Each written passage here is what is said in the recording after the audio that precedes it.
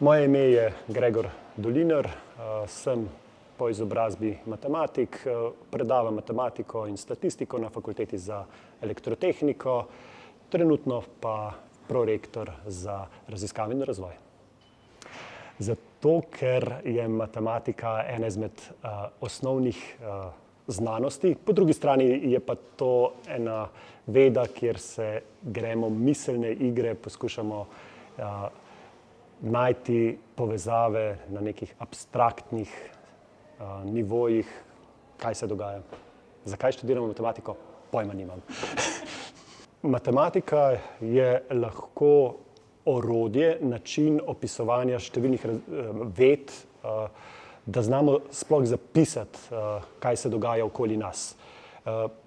To so tisti uporabni vidiki matematike, po drugi strani pa zadeva lahko zelo teoretična, pravzaprav iskanje nekih povezav, določenih z zelo jasnimi, logičnimi pravili, ampak iskanje nekih relacij v svetu aksiomov matematike.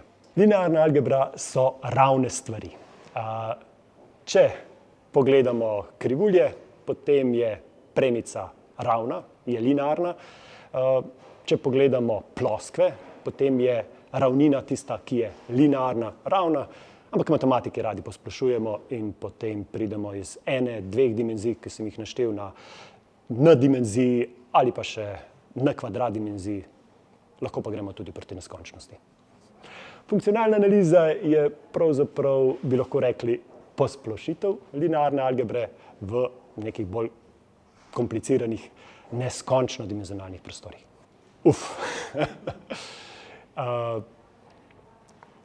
Matematika je veda, ki lahko zaupamo, na katero se lahko zanesemo, da to, kar na koncu povemo, je res.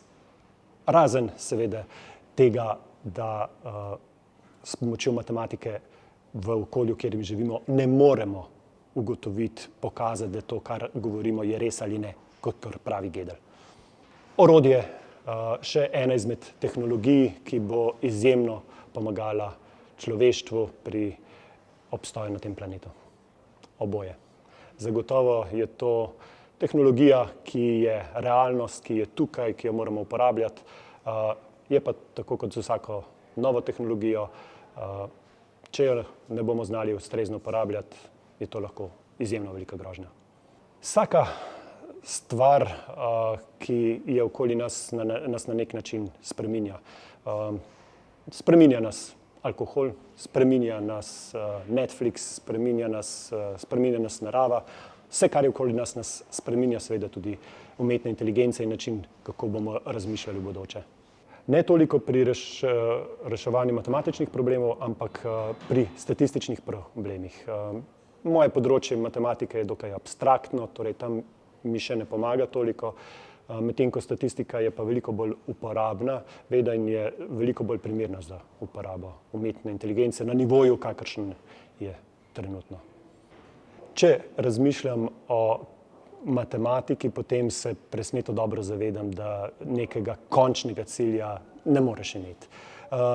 Če pa razmišljam o neki bližnji prihodnosti, potem pa seveda je cilj rešiti en zanimiv, uporaben problem, recimo, ki ga zdaj rešujemo z eno ekipo zdravnikov. Je zagotovo cilj dokončati že nekaj 3 leta odprt problem, ki ga s kolegi rešujemo na področju matematike. Torej, teh bližnjih ciljev zagotovo kar nekaj, nekega končnega, ultimativnega cilja. Sem pa že dovolj star, da se zavedam, da ga nima smisla imeti. Študirajo naj tisto, zagotovo tisto, kjer se vidijo, da imajo ustrezne sposobnosti, da se bojo našli tam, nekaj na silo študirati področje, ki te ne zanima, samo zaradi tega, ker ti to rekla okolica, mama, ata, zagotovo ne. Po drugi strani pa je treba biti tudi nekako realističen, da to, kar boš študiral, boš počel tudi celo življenje. In to, kar te mogoče danes zanima, ni nujno, da je tudi uporabno potem na tvojem delovnem mestu. Nekje vmes.